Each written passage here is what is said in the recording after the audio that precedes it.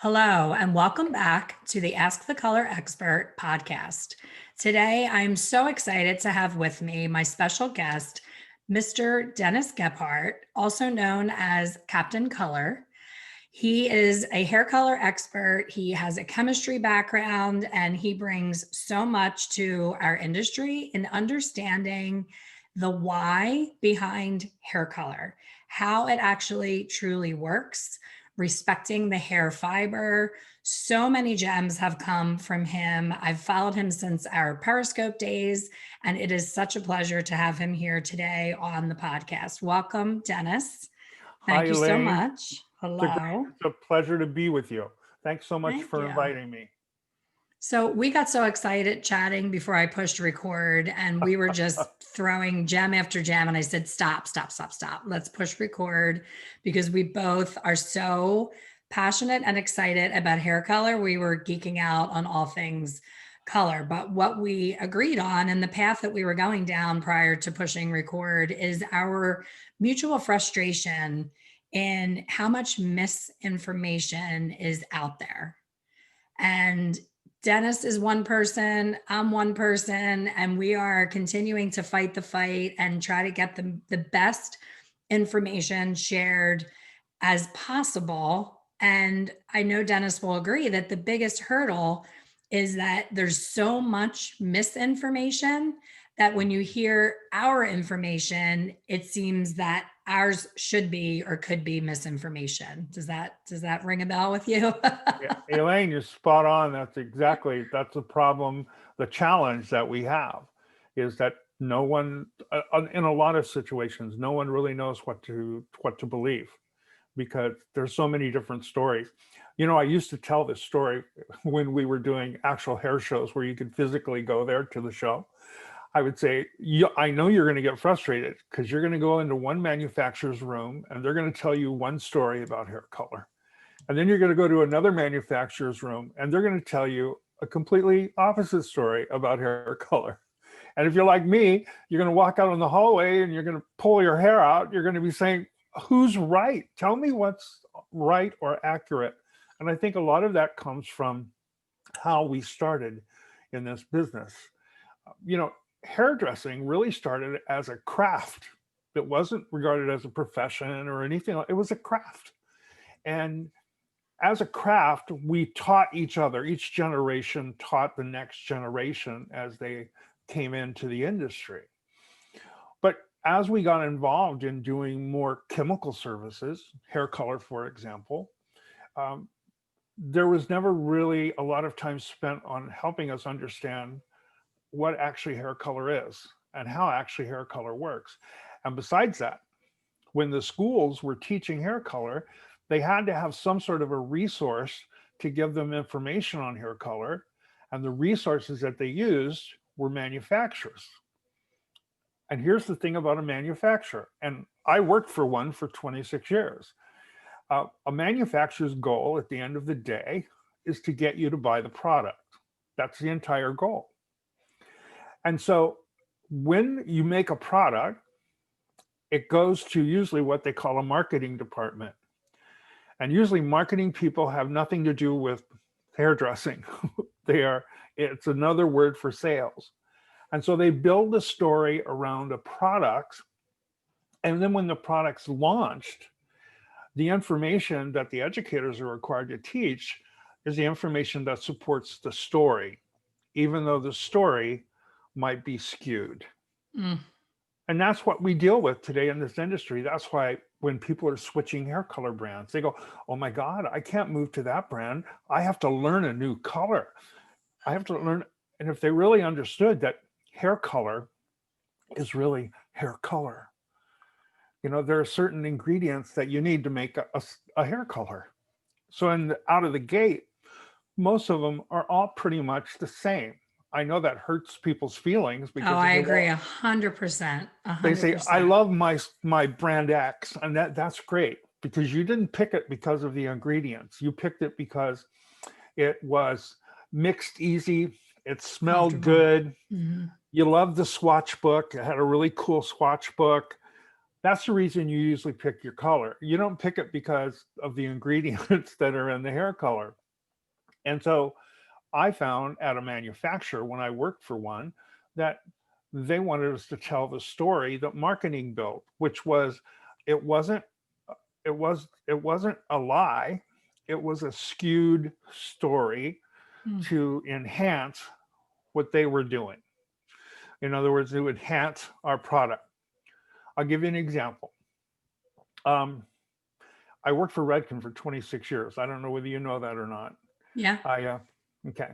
So we created a product called Shimmer One. Okay. I don't know whether you ever remember that product or not, but it was I a do.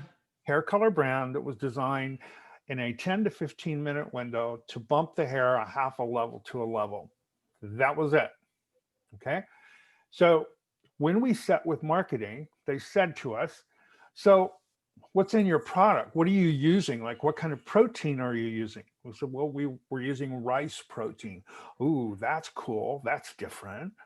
What are you doing for shine? Are you doing anything for shine? Well, yeah, we're experimenting with putting mango butter in it. So it stays natural. It's more of a natural story about the product. Oh, that's great. And so those were things that we thought were just part of the ingredient deck to help the product perform well. Well, when they launched the product, they launched it with Trilight technology. And we looked at each other and we went, what's Trilight technology? Where did that come from? And so that's what happened. That's why people are so confused, because there's so many different stories. So my company, Guru Nation, uh, and I formed that company in 2015. And I formed it because I had worked for two manufacturers, one for 26 years, one for four years and 2 months.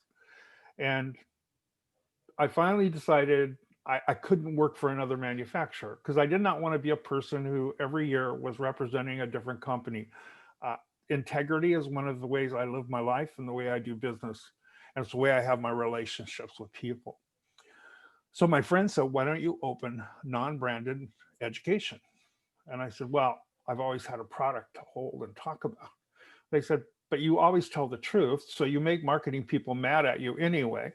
So why don't you just offer non-branded education? And so we started out in 2015 and we continued today offering brand neutral information, meaning that we tell you exactly how products work. This is what's in hair color, pretty much every hair color. Um, this is how hair color actually works. This is what's happening. This is how hair responds to hair color. Here are the things you need to be aware of that could cause your color to go sideways. And none of those have anything to do with product. They have everything to do with mechanics and behavior. User error. Yes. User error, absolutely. And so our goal is to help empower salon professionals so that they understand why and how the product works. Because my mentor always said, once you know the why does that happen? Then the how becomes really easy and it makes you feel empowered. And that's one of the things I think a lot of times we lack, is that self-confidence, because we think that one product is so foreign compared to another product. And it's really not actually true. But we do talk a lot about ingredients in manufacturers, because every manufacturer has their favorite ingredient. It doesn't make it, the cure-all. It just means that's the focus of their marketing story. The So, biggest aha moment for me, I was in Italy with a hair color company, and we got to go to the factory where the color was made. And I am very inquisitive. I always want to know why. I always want to know how. And I kept veering off the tour. I kept mhm. going down these aisles that I wasn't supposed to be going down. And everybody kept saying, why, you're not supposed to be back here. And it was like this big secret thing. And basically it showed me that, to your point, hair color, all the pigments are the pigments. It doesn't matter if it's L'Oreal, Redken, Schwarzkopf, you name any brand, it's all, the base is all the same. What's different, to your point, and you know chemistry better than me, is the fragrance, it's the Mhm. emollients, it's the extra little additives, just like shampoo and makeup and all the other things that we use on our bodies. And I think a lot of colorists, this is the thing that drives me the most crazy. And I'm sure you feel the same way when you're in different forums and you see questions. It's the blame game. Oh yeah. Oh, this color just does not work.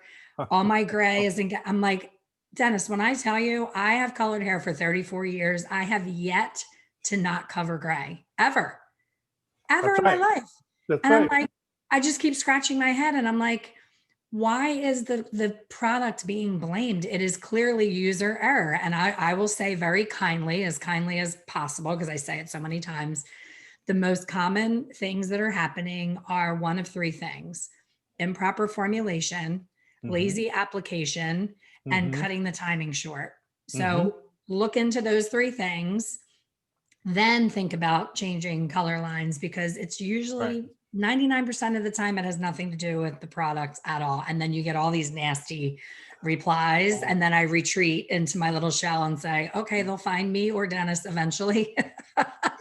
When they've Right. gone through 6 or 7 different hair color lines, I think they'll finally look in the mirror and realize that it may have a little bit to do with their lack Yeah. of why, and the reason that hair color does or doesn't Right. work. Right. Elaine, you talk about Italy. It's really funny because there's a town in Italy called Brescia, Italy, Mm. and there are 8 hair color factories in that town. So all of those, you can go in and you can say, I want to buy a hair color brand. I want my name on it. They already have it ready made for you. And they just say to you, what do you want? What kind of fragrance are you interested in? Yep. And here are the additives that you can have. They call them enhancements. And and that's the reason I think everyone wants to, they put all the power in the product. When we first started Guru Nation, um, I took a model. I went to my local CVS. I bought a box hair color. I applied the color to her hair, processed it, and then I took a picture, did a photo shoot, and I posted it on social media. And in the little box, I said, "Why would a savvy colorist post box hair color on social media? Here's why. It doesn't matter what the I color love is." that. I love that. And that's And another whole misinformation that people oh, blame oh box my color goodness for everything. gracious! And let me tell you, I've seen my clients get better coverage and better results out of a box than Yeah, some professional brands. right, exactly. So I think that's one of those missing pieces. For me, I always talk to, when people come to study with me, I always say, I think there were just pieces of the puzzle that we didn't get. I don't know why. Maybe they didn't know about those pieces of the puzzle, or maybe they didn't feel those were important. But those little pieces of the puzzle really help us understand the whole big picture. And like I told you earlier, when I went to beauty school, and in beauty school, I thought I was a colorist because I would have a patron, that's what they were called. I'd walk back to the little window, I'd take my bottle, shove it through the window, and either a senior student or one of the instructors would fill it up. I'd screw the lid on it and go squirt it on somebody's head. It's all the I time. wasn't a colorist, I was a human applicator.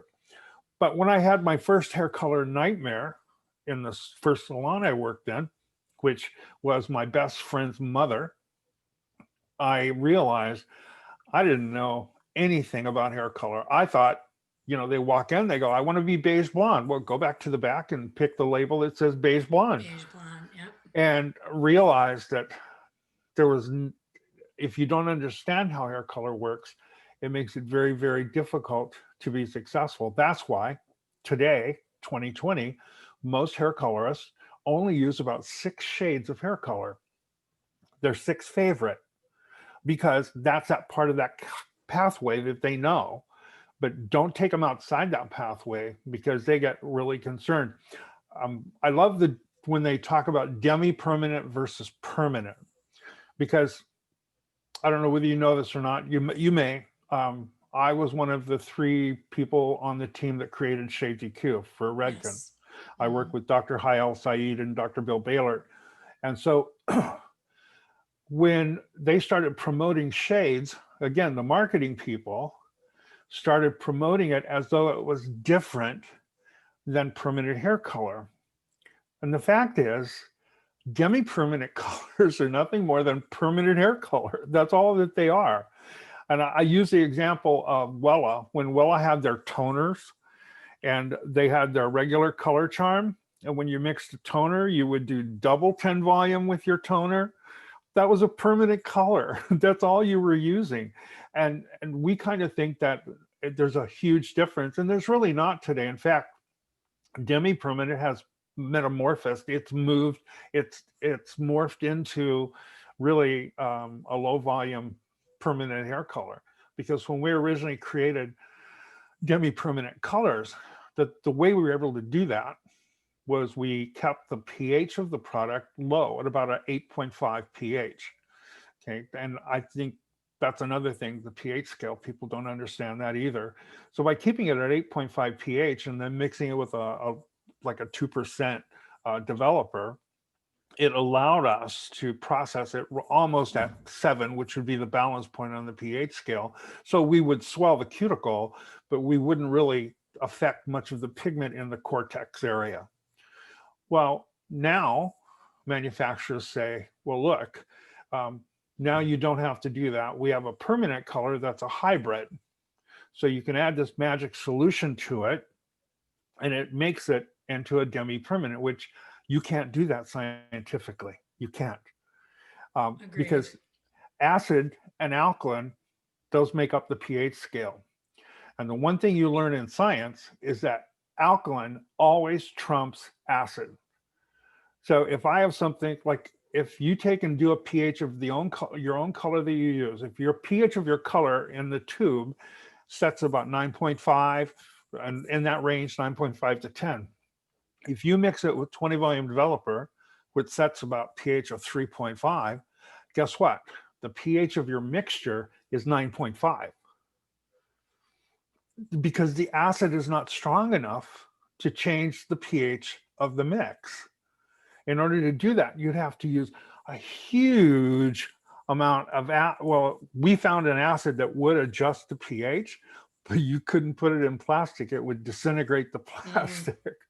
So they need to understand that when you use a Demi-Permanent color, you're using a permanent color. There's nothing wrong with that, but it has the same longevity as a permanent color does. When we taught shades, we didn't say it doesn't last as long. What we said is, one, if you stay tone on tone, there will be no visible line of demarcation. And two, when it fades on tone because all the colors had background in them. So naturally, they would fade with a nice soft background. There wouldn't be a strong line of demarcation. You wouldn't get those off tones. And so that was all misinterpreted as well. Then they took it. And most of the time when you're in the salon, I owned my salon for 30 years.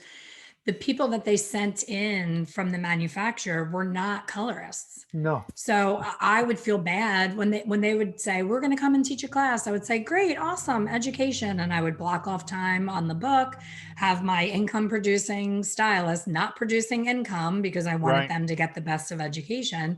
And every word out of their mouth, I was cringing. And so I couldn't take any more. And then I would finally interrupt and say, no, this is not true. And I would ask a question and they would kind of give me the hairy eyeball and be like, can I get back to you on that?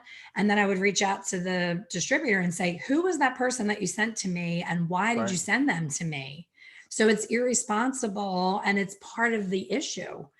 I think it's safe to say that your average student, as well as my student right now, is someone who's been in the industry 15 plus years. Do you find that? You and I think we're reaching the beginners. We're not reaching the beginners.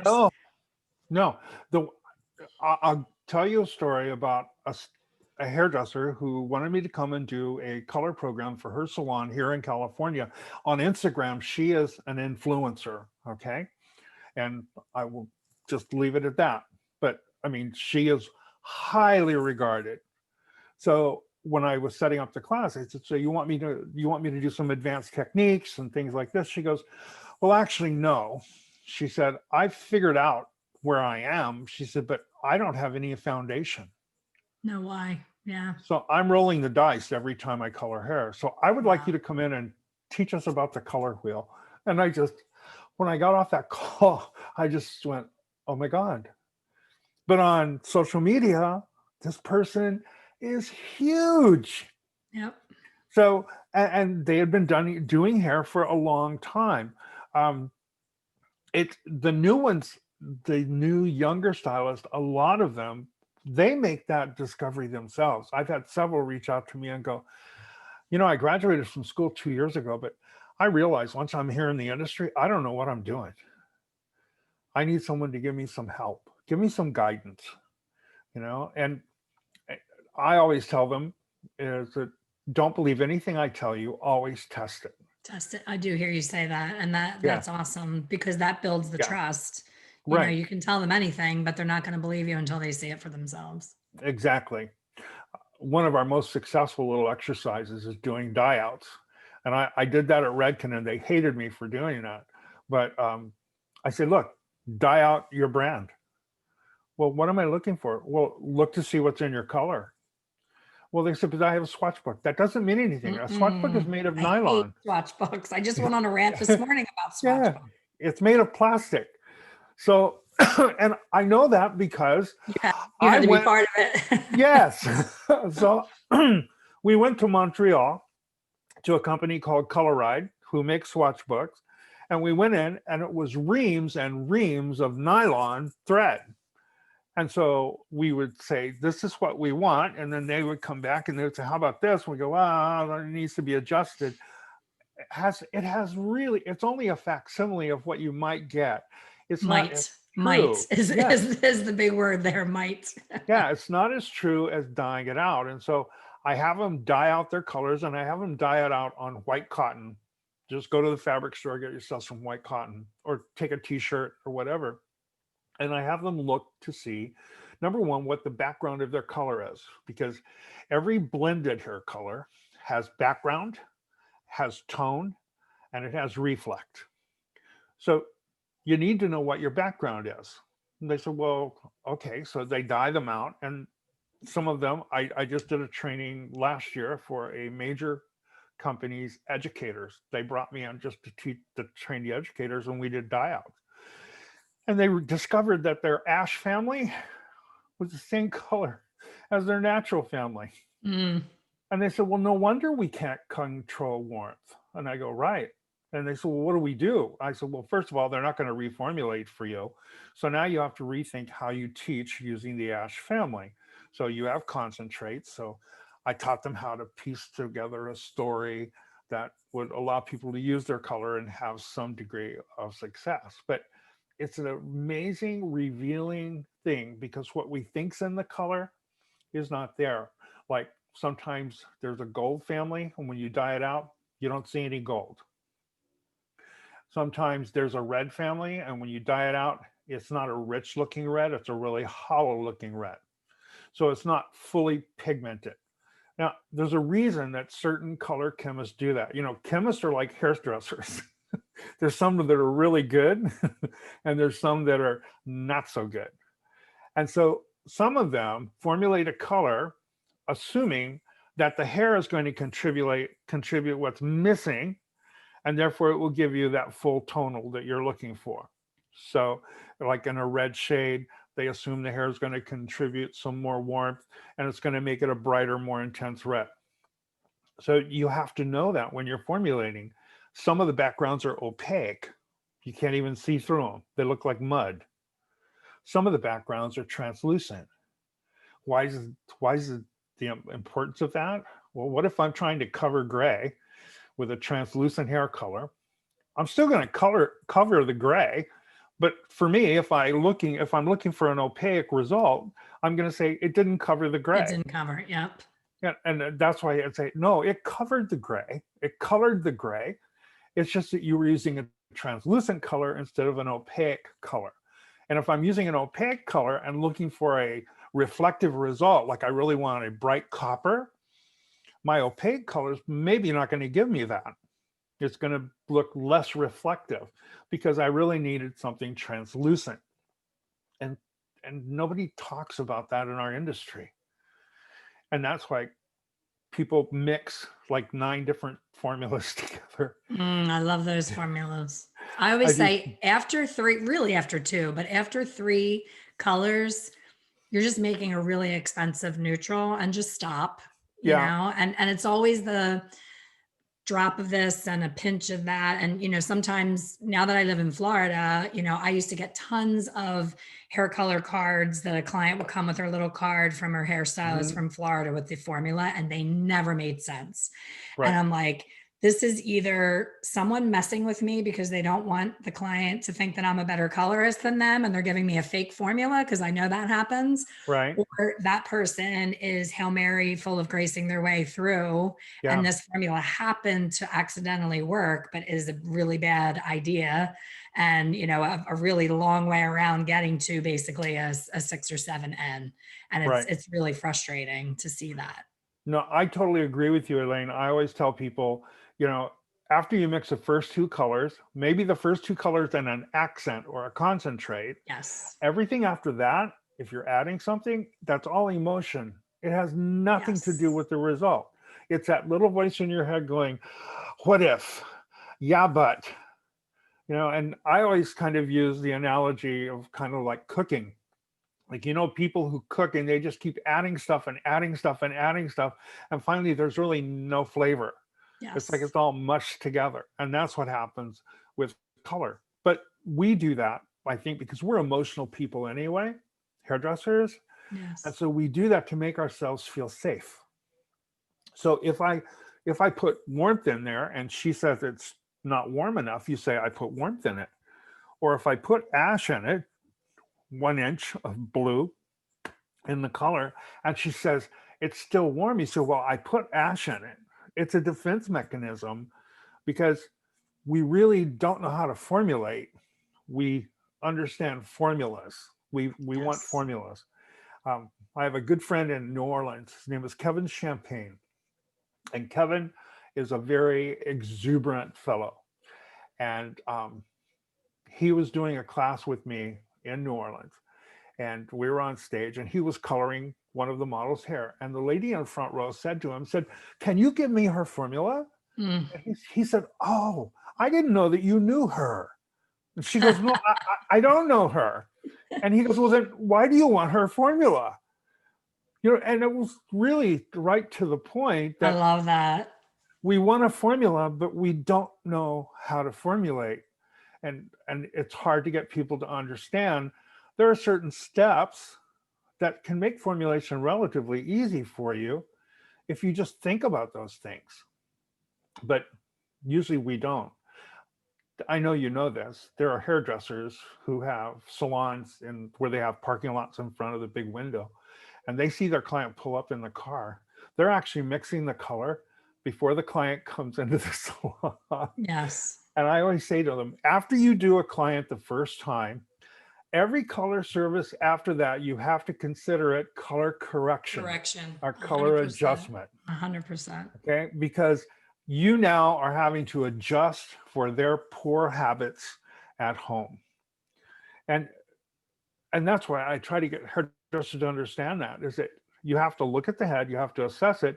You're not always going to use the same formula every time they come in. It's not You're the going to same have head coming back to you it, that walked it in is that not. day.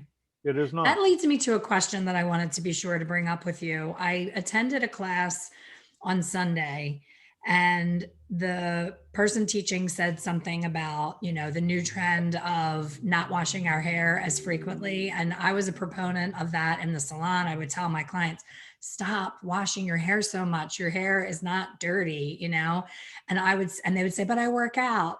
And I would say, well, then if you have to, just rinse it, but don't shampoo it every time. And this educator said that's bad advice because the salt from the sweat, now you're taking it from just the scalp through to the hair. Is that something that I'm giving out misinformation on? Because I want to be aware of that if I'm.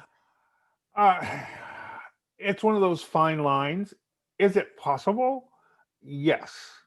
Um, can you verify that that's always going to cause an issue as far as breaking down the color? No. I think if they were to use an acidifying rinse, that would change the whole thing, because an acidifying rinse, remember, salt is more high, it's higher in pH. And so it can sometimes, if you only if you have residual dye in the cuticle layer, will it really do anything. It's not really going to affect the cortex at all.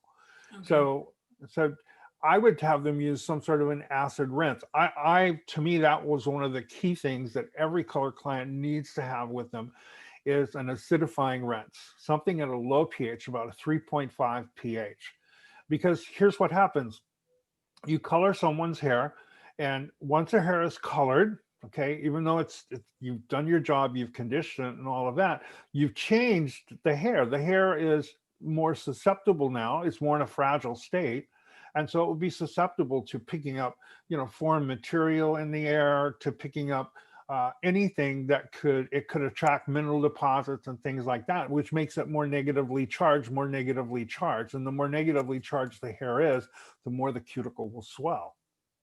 So if they're using an acidifying rinse, which is a positively charged acid pH, that's going to counter some of that. So for maintenance at home, I find it's important for them to do that. I also make toning shampoos for my clients to use at home to maintain their color. The reason I do a toning shampoo is because I use direct dyes, which are cationic, which means they attach themselves to the negative sites in the hair. So this helps to maintain that color while they're away. I only do that for people that have, especially the ones that have fine texture, because fine texture has a much smaller cortex and it has much heavier concentration of cuticle. So because of that, when you color a fine strand of hair, most of your color development is not really happening in the cortex. It's actually happening in the cuticle layers. And that is why your clients with fine hair will have a tendency to fade much more than medium or coarser textures of hair. I don't know whether you've ever Interesting. noticed that or No, not, I didn't. That's but interesting. but that's what happens. And so any kind of abuse they treat to fine hair, personal abuse at home, flat iron when they don't need it, um, flat iron over hairspray, all of those kinds of things that can cause that color to break down. And once that color breaks down, then they're going to have a color loss much quicker. So by using a toning shampoo, and I make it using just simply direct dyes and a cationic shampoo base. And so making that helps maintain that for those kind of clients, especially. I think that sometimes understanding different hair types and how they respond to color is real important. That's why hair around the front of the hairline, if it's that fine denier hair, it's going to take the color more dramatically. And the reason is because it's finer hair. So the uptake of color is much stronger, but the release of color is also much more. And so that's why when they have that kind of hair color, that hair around the front of their hairline, you have to treat that differently. You may have to use more than one formulation. You may have to do a lot of different things in order to make that hair respond more successfully. And they do the same thing with coarse hair. Coarse hair has, of course, much more cortex and very little cuticle, but it's what we call fat hair. And usually when they encounter fat hair, they think, oh, this is an oak tree, not a bamboo tree. I'm going to need 40 volume and I'm going to need the high level color. Well, if you think that cuticle only makes up about 20% of coarse hair, and you swell that cuticle with high alkalinity, and then you hit it with 40 volume peroxide, which is like sandblasting it, they're going to rip off part of that cuticle layer. And so that hair won't hold color at all. Mhm. So understanding the different textures of hair is just as important as all of the other things. But understanding how hair responds is real important. So What's an example of the acid product that you were talking about, like for a client to do or for you to do after a color service? What would be an example? let's see. Well, Redken used to make one called Final Phase, which was Oh, I a remember pH that. of 3.5, 3.0. A company called Formula 18 makes one called Formula 18 Leave-In Conditioner. I think Joico has an acidifying rinse. I think Matrix has an acidifying rinse. I'm not sure, but anyone who has an acidifying rinse about a 3.5 pH, or you could use vinegar, but that doesn't smell really good. So, but that is a pH of 3, and that would really constrict the cuticle and protect the hair. And I think also with, along with not understanding how hair color works and formulation, I think an equally huge problem is not understanding how to care for the fabric for future color services. I was always guilty of that. I never used a porosity equalizer in the past. I never used anything after color to seal everything and lower the pH. I was not aware Right, of the fact that I'm changing the chemistry of the fiber that I'm working on. It was all about the visual result. right, Is it the color blonde that I want? Yay me. Shampoo them, put whatever conditioner, send them to get a haircut, bye-bye. And right. then now that I have, discovered you and I understand how much more there is to the actual composition and integrity of the fiber, I feel like there's a lot missing in that, as far as, to your Right. point, a manufacturer is going to say, oh, smell this, it smells so great, but you don't understand what is the pH. Is it acid or alkaline? What is it doing to the fiber of the hair? Exactly. And like blonding is especially where now, this is just an observation from somebody who lived through the hair of the 80s. I see more damage being done to hair today Oh, than we absolutely. were doing in the 80s. And trust me, girl, in the 80s, we were doing everything to the hair. But it's understanding, I think a lot of times it's understanding what blonde hair means. When you lighten the hair to the point to where you have 90% reflect and 10% light absorption, that means you've affected the structure of the hair, and you've affected it to that I always call it taking it to the edge of death. You have to leave enough structure in that hair in order for it to hold on to the toner. And a lot of people don't understand where pale yellow is. And that's why most of them only get their hair to yellow, or they go to what I call nirvana blonde. That means there's no structure left in the hair at all. And then they wonder why the toner goes flat. Doesn't hold, yeah, or Yeah. gets too flat. Yeah. Yeah. So it's understanding that that's fragile hair. You've created fragile hair. Now, there's nothing wrong with creating fragile hair to create blondes, as long as you know how to maintain it and as long as you know where to stop. you know and that's what I see happening today when I look at social media, and I see a lot of people taking hair, they're really destroying the hair because they don't know, especially with direct dyes today, because there's a lot of the unicorn kind of color being done with direct dyes. And one of the things that I see them trying to do is they use a direct dye. Their client comes in, wants a different color, and then they try to bleach the Bleach. direct That, dye yep. out of the Yep. hair. And they don't understand that direct dyes do two things when you color hair with them. One, they embed themselves in the cuticle layers. Remember, the cuticle, on an average head, it's 7 to 10 layers of cuticle. They embed themselves in the cuticle layers, and they stain the cuticle because the cuticle is semi-permeable and translucent. So you can kind of see through it. So when you're looking at a hair strand, a virgin hair strand, you're not really seeing the cuticle. You're seeing through the cuticle to what the cortex, that's where the melanin and pigment in the hair actually really lives, the majority of it. So if I stain the cuticle, think about what direct dyes do to your fingernails. Mm. And now I say I'm going to bleach it. So bleaching is like, it's a decomposing product. That's what a bleach is. So decomposition means it destroys everything around it. That's what bleach is. And so if I try to bleach that out, I'm not going to be bleaching out of the cuticle. I'm really lightening the hair underneath it, which is the Underneath, which structure. started out already light. That's, Yes. I think, what they forget too. It was already pale, pale light Yeah. underneath. And if they do profile shots, you can see the shredded hair. You can see the hair is just completely shredded. And so trying to get them to understand they need to change the color first before they lighten the hair. and they really have a hard time understanding that. I think because it's a hard thing to accept. So here's the reason I say that.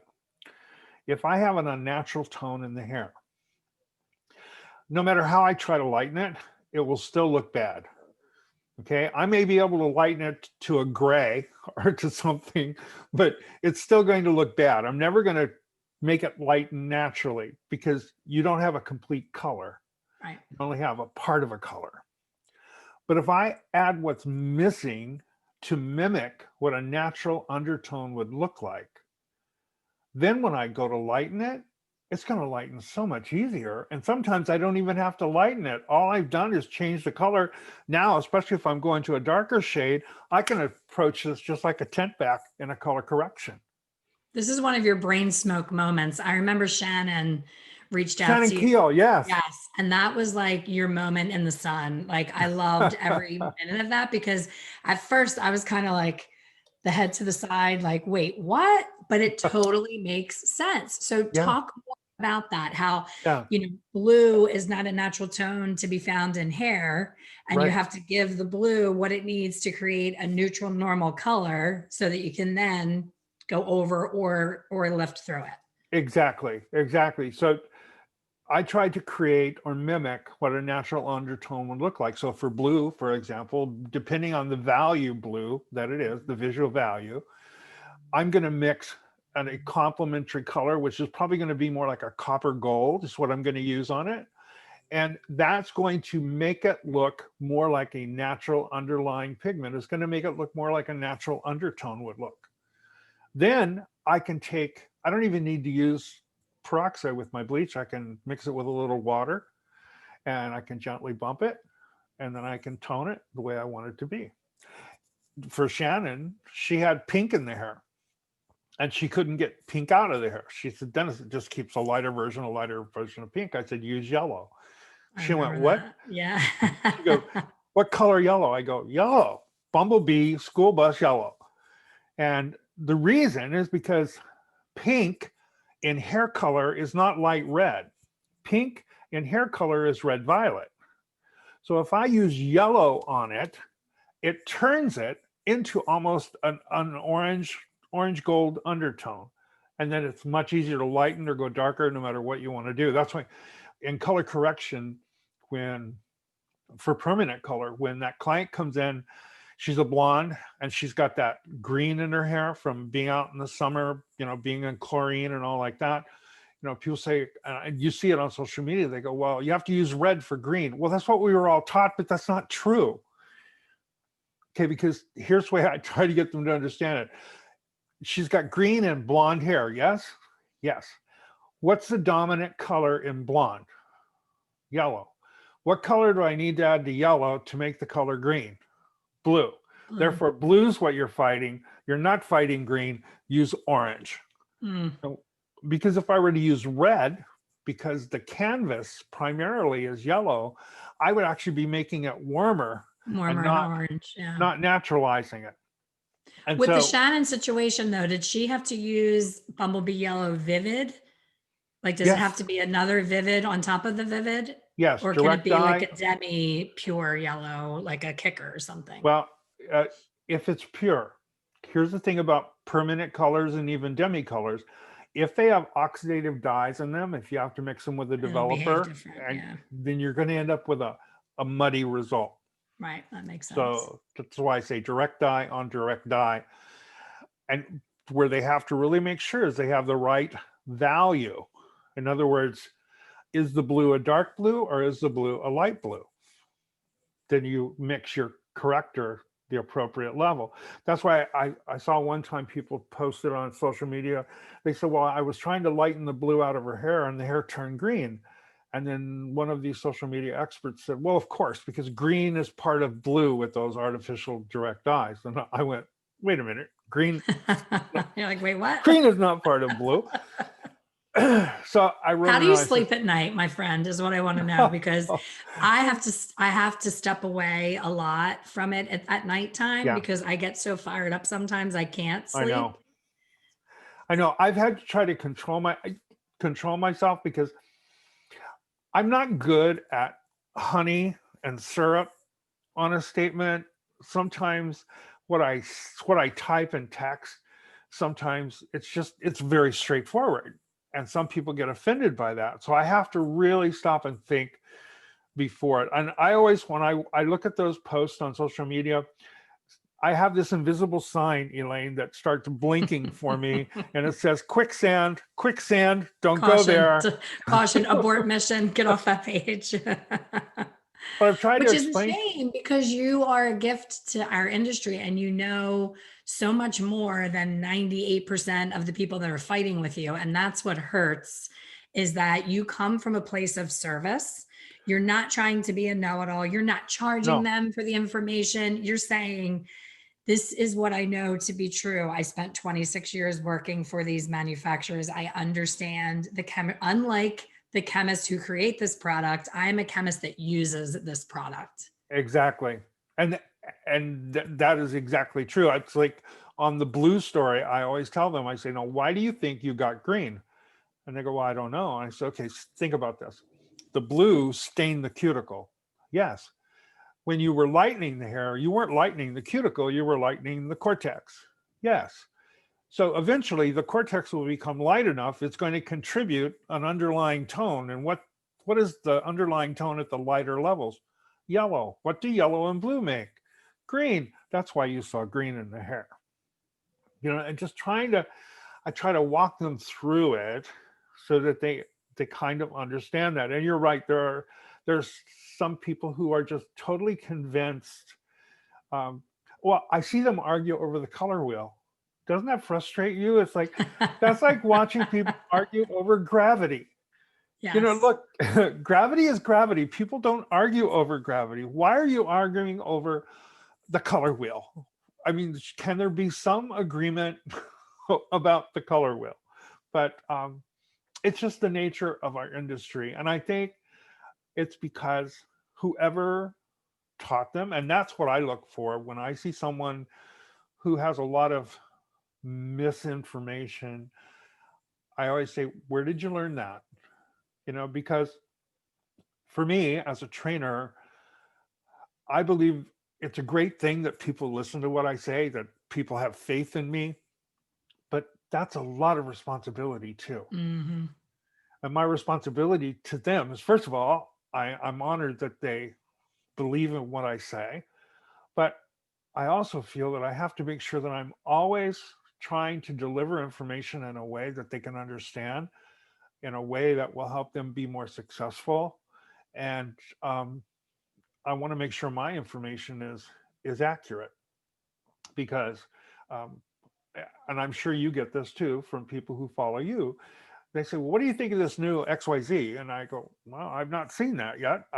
Right. I have no opinion Until I because know for I don't sure. know what Yeah. this is. Yeah, I don't know what this is. And they think that your brain's a Google, and they think that you can immediately, go to that information. But I know there's always a story, and there's nothing wrong with that. If I had a product, I would have a story about my product. Um, I remember sitting with many color manufacturers, and they said, well, we have to have a story because the story is compelling and it gets them to buy the product. I said, well, I don't know about you, but I find the truth pretty compelling. I agree. You know, how Would that about be nice? a product that performs well, and we're going to teach you how to use it and maximize it so that you can create some great results. And to me, that's the big advantage, is being able to help people maximize whatever product they're using and have better results with that product.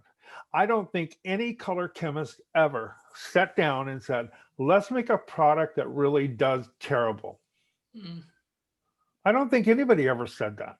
They always have a goal to make a product that does well.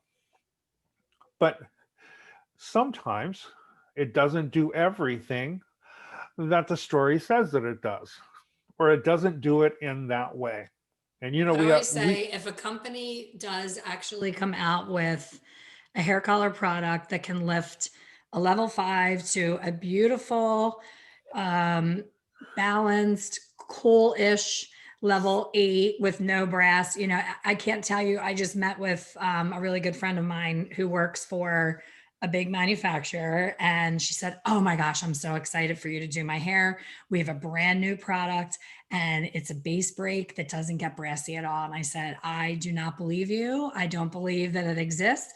And whoever creates that product is going to be really, really, really wealthy, beyond Oprah wealthy, because of what is present in the hair. I mean, we all want to make people cool, lighter and cool, Right. and we do our best to get there. But to my knowledge, in, you know, November of 2020, that does not exist yet. Well, I had one of my followers reach out to me. I think I forgot what we were talking about. I was talking about colors being pretty much the same. And he said, well, don't you believe that there's been advancement in technology? And I said, of course there has been. Not like other technologies, but there's been advancement. You know, a lot of people are using micropigment technology. That's all great. But there's one thing that hasn't changed, and that's the human species. Yes. So you have to take that has to be part of the equation. You know, there are some people that you just simply can't make platinum blonde. No, you can get them light, don't get me wrong, but they're not going to stay platinum blonde. It's because of the way God made them and the way their hair is made and the pigment that's in their hair. You know, it's like, it's not a challenge. I'm not throwing down the gauntlet and saying to you, you can't make her blonde. It's that you can't make her blonde and let her stay there. She won't stay there for you. And her No matter what hair you, won't stay on her head if it does get there for absolutely, very long. absolutely, absolutely. And so that, I think, is real important, that they don't really understand that. You know, one of the things I've introduced into my classes is a little bit of physics to help them understand the law of color, not the law of hair color, but the law of color. To understand that the only way we have color is with vision and light, because without vision and light, there is no color, and it only exists in your mind. And I try to get them to understand that every object, its color is determined by its size, its shape, and its chemical structure. And so the hair is a chemical structure. The hair is not just, you know, the hair is a chemical structure. So what we do is we really don't paint a fence. We actually take a chemical and merge it with another chemical, a chemical with a chemical structure. That's what our art is. So you have to understand why you see the colors you see, why you can only see those colors. That's why hair gets lighter. You know, I talk about conjugated bonds. That's what the structure that makes up the hair, cysteine, cysteine, they're all those conjugated paired bonds. As they become smaller and become more fractured, they separate, and it takes the color, it breaks it down. The smaller they become, the less you can see the color until it actually gets outside the visual spectrum, and then you can't see color at all. That's how hair color fades. Hair color fades because the intermediary, the precursors, I'm sorry, the couplers and the modifiers break down over time. When they break down, the intermediaries are still in the hair, but what connected them and created that color is gone, is worn away. So that's where fade-in happens. So they're not out of the hair yet. They're still in the hair. It's just you can't see it. That's the way color extractors work. I was just going to say, that's what's important in knowing how to use a color extractor, is that Absolutely. when it goes back dark Yeah, and people are scratching their head, it's because it's still in the hair. You just can't, you know, visibly see it. exactly.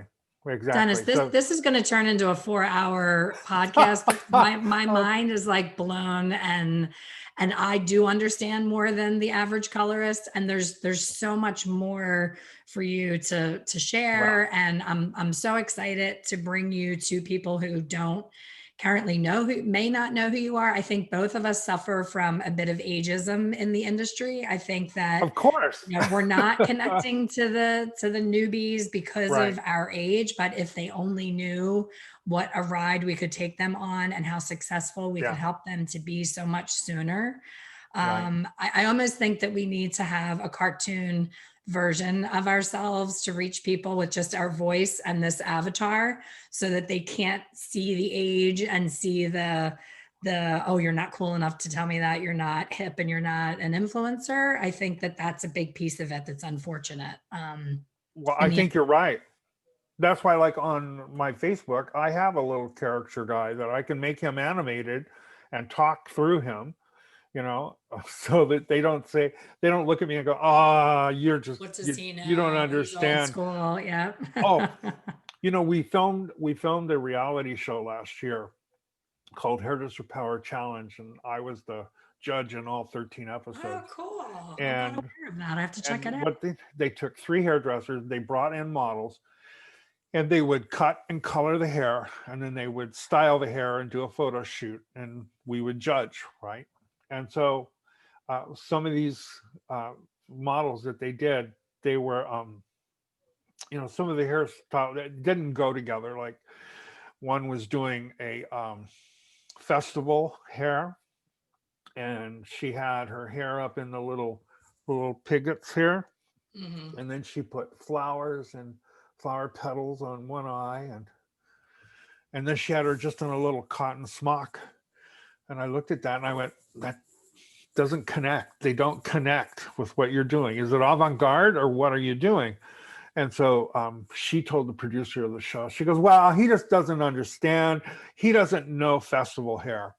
And the producer came over to me and said, you know, hey, she's a little upset. She said, you don't know festival hair. You're too old. And I said, look, my generation created Created festivals. the festival. I was just thinking that. I'm like, does she have any idea you are Woodstock? You were at Woodstock. Right. But Oh, it's so it, frustrating. it was a fun show to do. Um, I remember the first segment that we were filming, the first day we filmed. I took one of the co-producers outside, and I said to her, I said, "How am I supposed to grade this? These people have no idea what they're doing." I mean, I was just very blunt, right? Hmm. I forgot that my microphone was still Microphone. hot. That's a classic me. Okay, and the audio guy he heard everything I said. So when we came back in, he's laughing, and I go, "What?" He goes, "I heard everything you said." I went, "Oh my God." And so then the producer came over to me and he said, "Look, we're going to use that piece of your audio, because they would take them into the back. They do it like Chopped, the Right. cooking Right. show. So they Hmm. took them into a room and had them talk about it. So he used that to tell them, say, here's what one of the judges said about you." Oh boy. Threw you right under the bus. Yeah, but it was fun doing it. It made me understand how much people don't know. Yes. We had one. A lot of them wanted to do the direct dyes, and so they brought in pre-lightened heads of hair. So they didn't lighten them because they didn't have enough time to pre-lighten them in the competition. So they brought them in pre-lightened, and I'm looking and I'm standing like 15 feet away, and I can see the band lines, Mm. right? And I walk over to one of them and I said, "What? You're not going to color this with the band lines in here, are you?" She goes, "Oh yeah, it won't be a problem at all." Turn it Okay. into a melted version. That's the new, cover up is, oh, it's Yeah, a melt. It's on purpose. That band was deeper on purpose. yeah. I think that's how Shadow Root got created, don't you? Yeah. They couldn't blend it well enough the way they should have. So I think, well, I'll just push something up from the bottom and darken it in. But it's yeah, it is true. It's sometimes they nag at you because they think you don't know, and if only they knew what you knew. What you know. Yeah. You know, I find in our country we're the only country that does not value wisdom and age. Yep. We are a throwaway society, and that's unfortunate. It is. um, And don't ever stop doing you and being you. Don't let that get to you, because I see how far Julie has come with studying with you and teaching with you. She's she's amazing. And amazing, isn't she? and let her be our younger version of us Yes. to reach those people that maybe think that we're full of crap and too old. So by you reaching her, she's reaching others, and Yeah. it's each one reach one. And there's so much room for everyone to be elevated when they're ready. They Yeah, say, when you're ready, your teacher will appear. So keep doing what you exactly. do. This has been, I mean, like I Thank you. said, And we could make this a 6-hour podcast. wow, We'll definitely do a part 2 because I think we just got started with all of great. the nuggets that we can share together. Wonderful. Well, I appreciate it. You'll let me know when you're going to post it and where I can find it. Yes. Of course. And Okay. on that note, let people know how to find you because I'm sure their interest is going to be piqued and they're going to want more of what we talked about. Okay, you can find our website. It is www.gurunation.net. You can find that website. On our website, we have classes that we offer online. We offer online live, what we call our virtual classroom classes. We also offer pre-recorded webinars, so you can download a webinar and you can watch that. And we also do, hopefully, if COVID goes away, we also do physical Guru on Location programs. You can also find me on Facebook. On Facebook, I am at Real Captain Color, and we have a Guru Nation page on Facebook. Did I say Facebook was at Real Captain Color? Yes. Okay, Instagram is at Real Instagram as Captain well. Okay. Color. Facebook is Guru Nation, or you can follow me, Dennis Gebhardt, on Facebook. And reach out, let me know what you think, and all that good stuff. Elaine, I look forward to seeing you again and sharing some more time with you. I think you can tell I'm pretty passionate. I can tell you're passionate about what we do. Absolutely. And 100%. it's always fun. We could probably go on for hours. You're right. But thank you Absolutely. so much for making me and allowing me to be part of your program. And I look forward to seeing you again. Thank you. And you as well. And thanks everyone for listening. We'll see you on the next one.